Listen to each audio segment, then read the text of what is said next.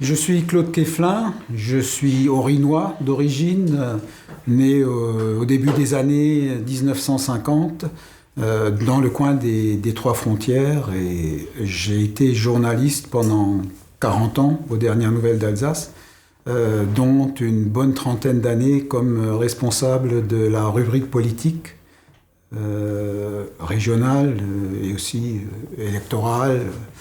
Et de la page, d'une page qui est bien connue en Alsace, c'est la page des chuchotements.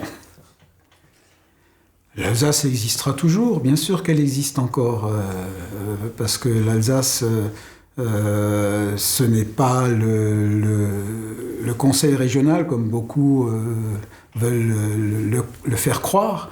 Ce n'est pas une institution ou une entité territoriale. L'Alsace, c'est bien autre chose, c'est une communauté de gens qui sont nés en Alsace, qui vivent en Alsace, qui partagent une culture, qui partagent un tas de choses, mais ce n'est sûrement pas calcable sur une collectivité territoriale comme le conseil régional. Je ne pense pas que la culture alsacienne se limite à un folklore. Mais on a quand même beaucoup d'auteurs, d'artistes qui ont fait la notoriété de l'Alsace. Comme je l'ai dit, je suis né dans le Haut-Rhin. Jusqu'à l'âge de 4 ans, je n'ai parlé qu'alsacien. À la maison, on ne parlait pas le français. Je parlais l'alsacien avec mes parents. J'ai eu la chance d'aller à l'école maternelle, donc j'ai appris le français très très tôt, à l'âge de 4 ans, parce que ma marraine était directrice de l'école maternelle. Donc j'ai appris le français à l'école maternelle. Je parle un peu l'alsacien encore, parce que à force de ne pas le pratiquer, on le perd. Mais parler couramment l'alsacien, il faut le pratiquer pratiquement tous les jours. Donc je pense que l'alsacien est une langue de l'intime.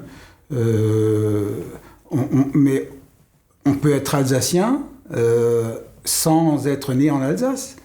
Il y a beaucoup de gens qui ont été nommés en Alsace, qui sont des fonctionnaires ou qui viennent d'autres régions, qui se sentent tout aussi alsaciens que vous et moi, parce qu'ils habitent ici, parce qu'ils partagent un certain nombre de nos valeurs et notre culture.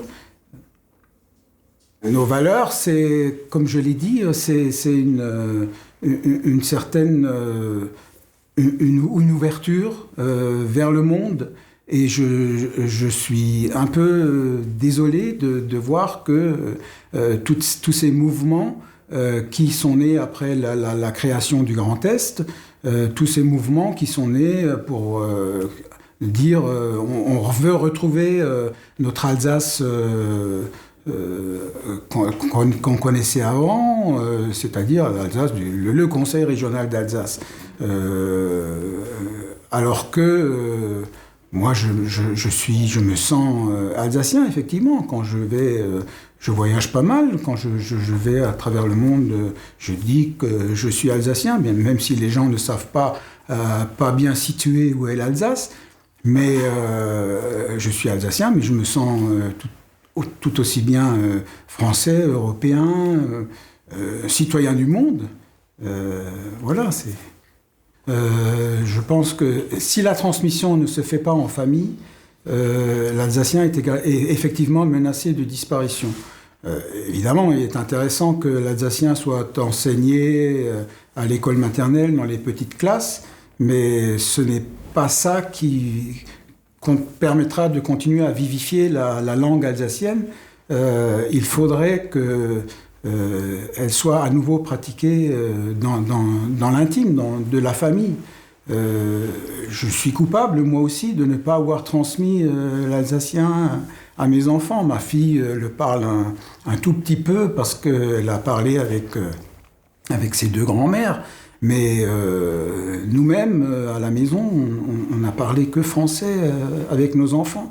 Parce qu'à l'époque, on disait que il vaut mieux qu'ils parlent bien une seule langue, ce qui est complètement faux. Quand ils sont petits, on leur a parlé en français et pas du tout en alsacien. Et je le regrette beaucoup aujourd'hui. Il faudrait enseigner l'histoire de l'ensemble des régions et de l'Alsace en Alsace, pourquoi pas. Ce serait peut-être une bonne chose. Moi, depuis que j'ai quitté les dernières nouvelles d'Alsace, ça fait 8 ans, je suis resté dans l'écriture et j'ai écrit une quinzaine de livres dont la majorité concerne l'Alsace. Et c'est vrai que c'est passionnant de se plonger dans l'histoire de Strasbourg, de l'Alsace, aussi bien historique, les Romains, etc., que l'histoire de l'économie. Mais bon, et ce serait bien que les gens qui habitent en Alsace... mais évidemment, on ne va pas remplacer l'histoire de France, l'histoire de l'Europe, l'histoire du monde par uniquement l'histoire de l'Alsace. Comme toujours, il ne faut pas se replier uniquement sur cette région, mais connaître l'histoire est une bonne chose. On peut être ouvert sur le monde. Moi, je voyage beaucoup. On peut être ouvert sur le monde, découvrir d'autres cultures, d'autres civilisations, et néanmoins maintenir un attachement à sa région et à sa langue maternelle et à sa culture, à la culture de sa petite région. Mais à condition qu'il ne s'agisse pas d'un enfermement et d'un repli sur soi-même, comme ça se pratique beaucoup aujourd'hui. Moi, j'ai tout à fait été étonné par les réactions qui ont suivi la création du Grand Est. Parce que c'était...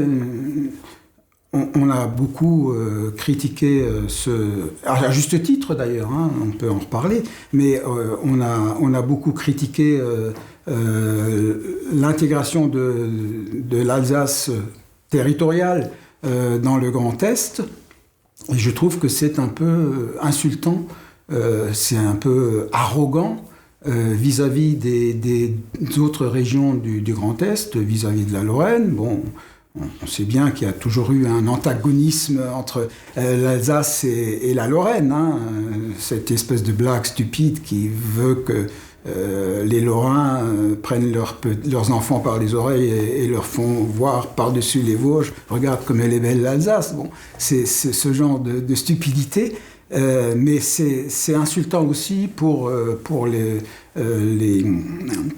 Champagne-Ardenne, pour l'autre région, parce qu'on a l'impression que l'Alsace est un peu...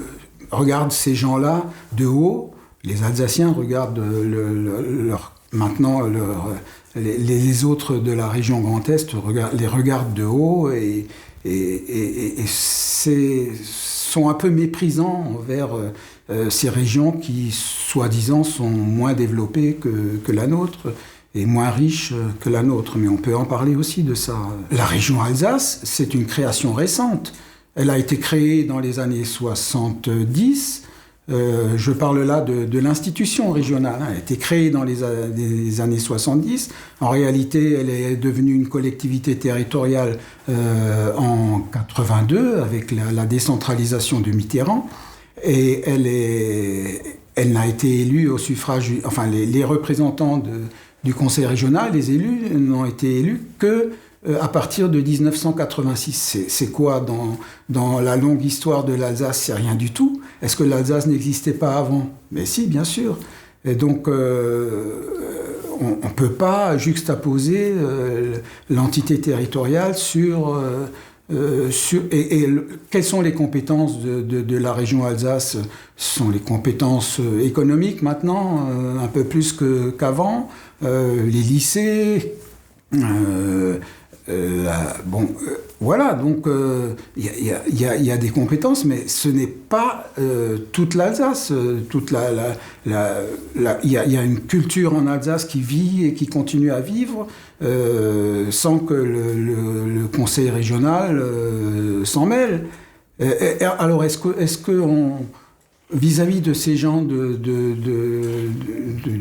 Champagne-Ardenne, de Lorraine, est-ce qu'ils ne peuvent rien nous apporter dans le cadre du Grand Est? Moi, je pense que si. Et est-ce que nous, on ne peut pas leur apporter aussi les choses les domaines dans lesquels on est en avance?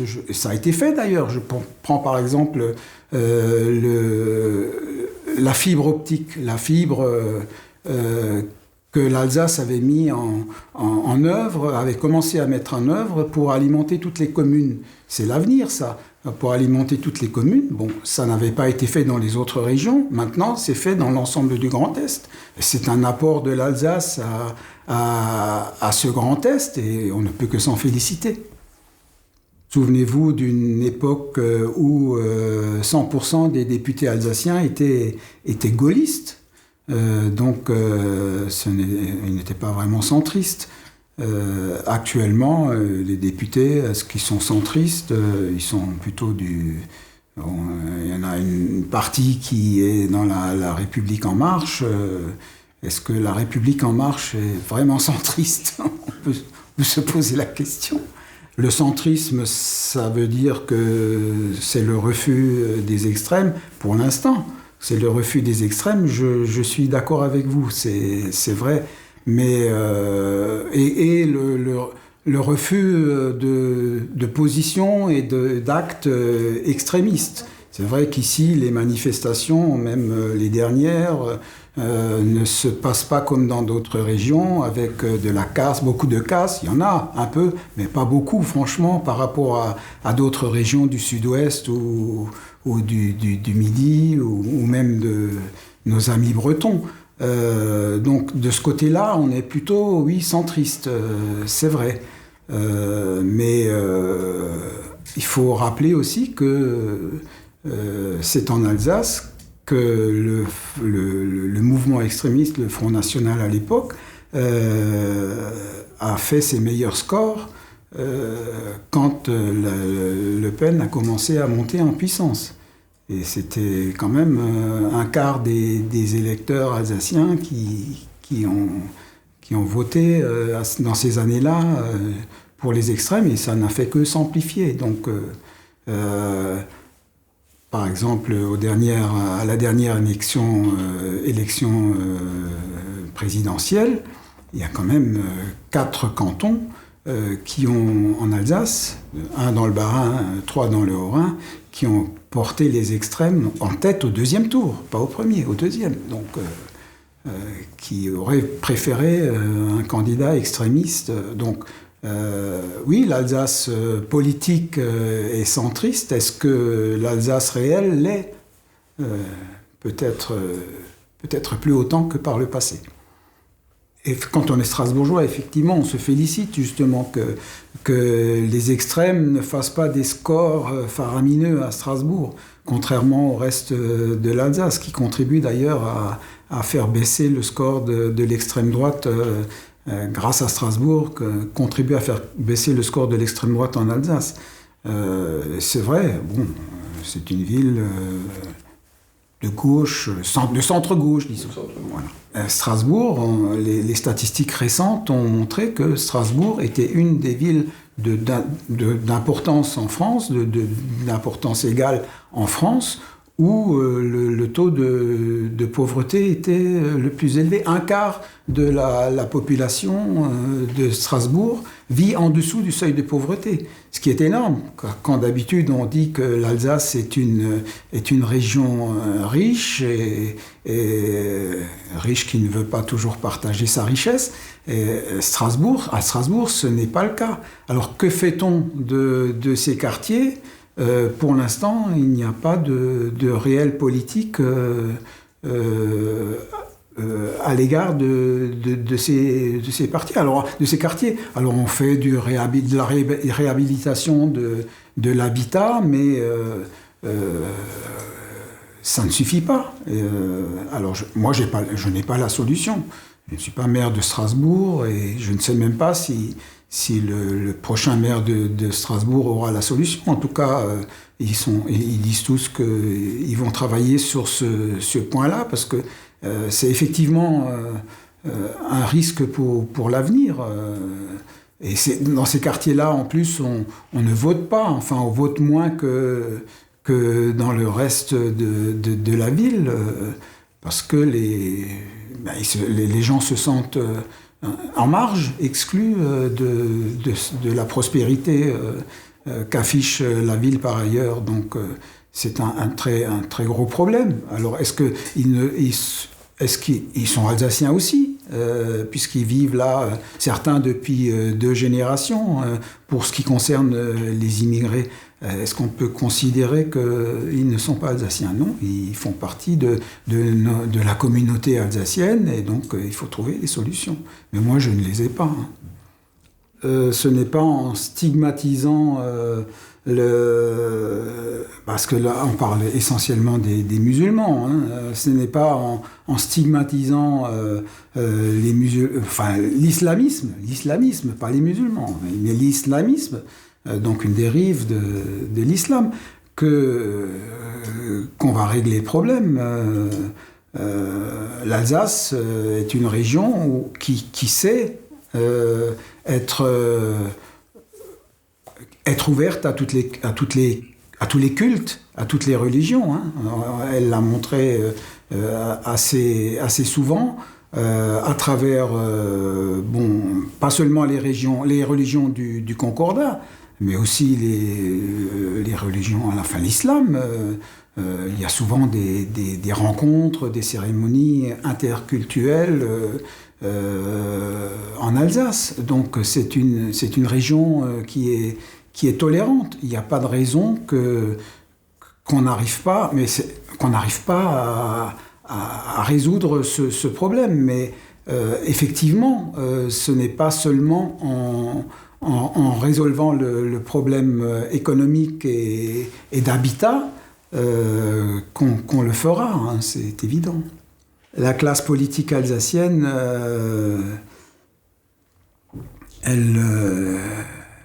comment est-ce que je pourrais dire ça? Elle ne joue pas au premier niveau. Elle ne joue pas dans l'élite politique française. On a eu un certain nombre de ministres, on a eu une seule fois un président du Conseil, c'est-à-dire un Premier ministre modèle 4e République. C'était Pflimlin, il a duré 18 jours. On a eu presque toujours un ministre alsacien, sauf depuis François Hollande. On a presque eu toujours un ministre alsacien, mais c'était souvent un ministre délégué ou un secrétaire d'État. Donc, on ne joue pas dans les grandes équipes nationales. On a eu un ministre des Transports, je ne vous cite pas le nom, un ministre des Transports, que sa rigueur personnelle a empêché de faire un peu de propagande pour notre TGV et de faire venir le TGV en Alsace. On a eu un ministre qui était Adrien Zeller, je peux le citer puisqu'il est décédé, qui a été l'inventeur du revenu minimum d'insertion, du revenu minimum, et qui n'a jamais réussi à le mettre en œuvre parce qu'il était secrétaire d'État, écrasé par la forte stature de son ministre de tutelle, Philippe Séguin. Résultat, c'est Michel Rocard qui a mis en œuvre le RMI, qui était une idée d'Adrien Zeller. Donc, nos élus alsaciens, je ne sais pas Pourquoi spécialement? Peut-être parce qu'ils sont également trop centristes et trop adeptes du consensus, n'arrivent pas et nos politiques en général n'arrivent pas à s'imposer vraiment au niveau national. Peut-être qu'ils ont un espèce de complexe aussi qui est le fruit de l'histoire. Je ne sais pas. Mais en tout cas, je prends l'exemple aussi du Grand Est. Tout le monde sait que le Grand Est a été fait sur un bout de papier dans un bistrot par Hollande. Il l'a reconnu lui-même. Hein. C'est une belle connerie d'avoir fait ce Grand Est, j'ose le mot, hein, parce que, bon, je disais tout à l'heure qu'il ne faut pas être méprisant vis-à-vis des autres régions, mais enfin, ce Grand Est qui devait aboutir à des économies d'échelle sur le plan institutionnel, à des économies d'échelle, au contraire, a abouti à une énorme gabegie. Hein. Bon. Donc de ce côté-là, c'est loin d'être une réussite, au contraire. Mais nos hommes politiques, qu'ont-ils fait pour empêcher cette région Alsace d'être intégrée ou d'être absorbée par un espèce de Grand Est qui n'avait aucune réalité historique? Pas grand-chose. Alors, c'est un peu la faute des Alsaciens aussi, parce qu'ils avaient une chance historique en 2013, lors du référendum, de créer cette Alsace institution par la fusion de la région et des deux départements. Ils ont raté cette chance parce que, à cause des querelles interdépartementales, le Haut-Rhin, le Bas-Rhin, aussi parce que le promoteur de cette idée, Philippe Richert, à l'époque, était trop sûr de lui, je pense, et a mal vendu cette belle idée. Trop sûr de lui parce qu'il disposait de sondages qui lui garantissaient une victoire à tous les coups. Seulement les sondages, c'est une photographie à un instant donné, et en général, ils sont détrompés. Ça a été le cas pour le Conseil d'Alsace. Donc, si on avait réussi à imposer cette idée de Conseil d'Alsace, vous pensez que Hollande aurait divisé l'Alsace, aurait intégré l'Alsace dans le Grand Est? Jamais de la vie. On aurait été une région comme l'est la Bretagne. Pourquoi est-ce que la Bretagne et la Corse sont restées des régions indépendantes à part entière? Parce que les Bretons et les Corses ont un autre rapport au pouvoir parisien que l'Alsace. Hein. Une autre idée qui a été inventée en Alsace, c'était la taxe pour les poids lourds sur le modèle de la taxe Maut en Allemagne. Bon, ça a été inventé ici, c'est François Loos qui était ministre aussi à l'époque. Il était ministre pas parce qu'il était alsacien, il est resté ministre pendant 5 ans. Il était ministre parce qu'il était président du Parti radical, hein, pas parce qu'il était alsacien. Il le dit lui-même d'ailleurs. Donc c'est lui qui a lancé cette idée, ça a commencé à être mis en œuvre, on a même installé des portiques, on en voit encore en Alsace. Pourquoi cette idée n'a pas abouti? Parce que les Bretons ont dynamité tous les portiques. Alors je ne dis pas que les Alsaciens doivent faire comme les Bretons ou les Corses, mettre un peu de dynamite parfois, mais je pense que la classe politique alsacienne pourrait être parfois un peu moins godillot comme du temps des gaullistes, un peu moins béni oui-oui vis-à-vis de Paris, et un peu moins consensuel dès qu'un ordre vient de Paris. Le Grand Est est acté, et non seulement acté, mais je pense qu'il est irréversible. On ne reviendra pas en arrière sur le plan institutionnel. Par contre, actuellement, il y a ce projet de collectivité européenne d'Alsace, donc par la fusion, enfin fusion, c'est peut-être un grand mot, par le regroupement des deux conseils départementaux, ex-conseils généraux. Qu'est-ce que ça va devenir? Est-ce que ça va répondre à ce qu'attendent un certain nombre d'Alsaciens de reconstituer une région Alsace? Bon, ça n'en prend pas tout à fait le chemin. Hein. Les compétences, parmi les principales compétences, cette collectivité aura les compétences des départements. Elle les garde, et le social, etc., les routes. Elle aura des compétences supplémentaires, dont la principale est sûrement une compétence transfrontalière. C'est une très bonne chose, mais est-ce que cette compétence, où va nous mener cette compétence? Est-ce que Brigitte Klinkert ou le futur président de cette nouvelle collectivité en 2021, à partir du 1er janvier 2021, est-ce qu'il aurait les moyens de mener une vraie politique transfrontalière? Il faut aussi qu'il y ait du répondant de l'autre côté. En Suisse, ils ne sont pas tellement chauds. En Allemagne, un peu plus, mais depuis que l'Allemagne s'est réorientée plutôt vers l'Est, c'est un peu moins prégnant la coopération transfrontalière. Bon, il y a des choses qui se font, mais jusqu'où pourra-t-on aller? Je n'en sais rien.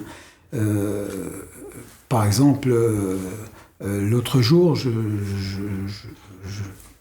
souhaitais aller à Karlsruhe. Je me suis rendu compte que ma vignette critère ne peut pas être utilisée à Karlsruhe pour entrer au centre-ville de Karlsruhe. Il faut acheter une vignette allemande pour entrer au centre-ville.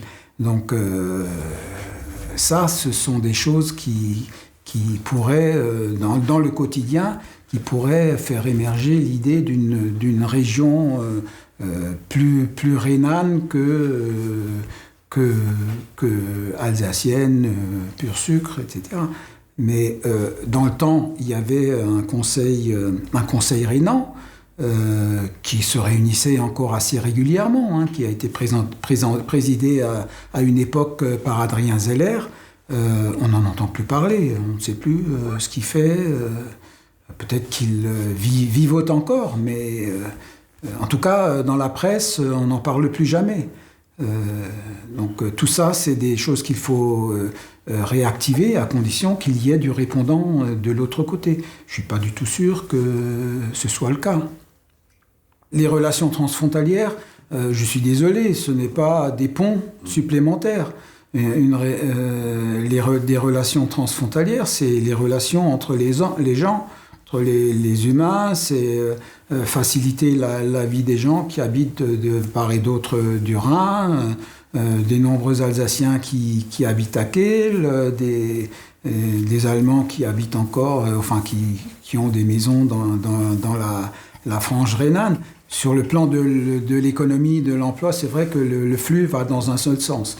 Malheureusement, il n'y a pas d'Allemands qui viennent travailler en France, enfin en Alsace, alors que le contraire est beaucoup plus.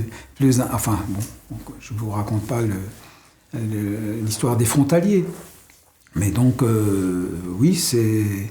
Moi, j'espère que ça aboutira, que les présidents de la nouvelle collectivité aboutiront à créer une vraie région transfrontalière. Mais bon, c'est pas gagné d'avance.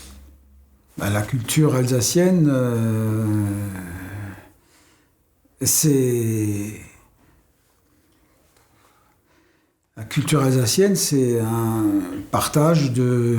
C'est une communauté de gens qui vivent ensemble, qui vont au même spectacle, qui, pour certains, pas pour la majorité, parlent une langue qui est encore active essentiellement dans les campagnes. Hein. En milieu urbain, l'alsacien a pratiquement complètement disparu. Moi, j'espère que l'alsacien continuera à faire partie la langue alsacienne continuera à faire partie de la culture alsacienne. Je suis un peu sceptique parce que elle est en perte de vitesse, malgré tous les efforts de certains. Elle est en perte de vitesse constante.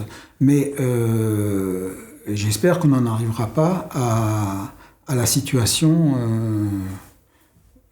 que j'ai décrite dans un film que j'ai fait en 1998 et dans un livre concomitant sur le welsh, qui est une autre langue qui était pratiquée dans plusieurs vallées vosgiennes, hein, qui est une langue romane qui date de la période romaine et qu'on peut comparer au romanche ou à d'autres langues romanes et qui a subsisté jusqu'à aujourd'hui.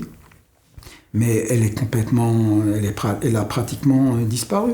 Quand j'ai fait ce film en 98 sur le patois belge, on parle plus volontiers de patois belge que de langue, sur le patois belge, j'ai encore pu interviewer des gens sur en belge, sous-titré, encore plus, je ne parle pas le belge, je le précise, en patois belge, sur leur vie dans les usines textiles qui ont disparu également. J'ai aussi interviewé une dame de salle qui faisait des poèmes en belge, etc. Ce film, je ne pourrais plus le faire aujourd'hui parce que ces gens-là sont morts, ils ont disparu. Encore récemment, j'ai vu un avis de décès d'une des personnes que j'avais interviewées.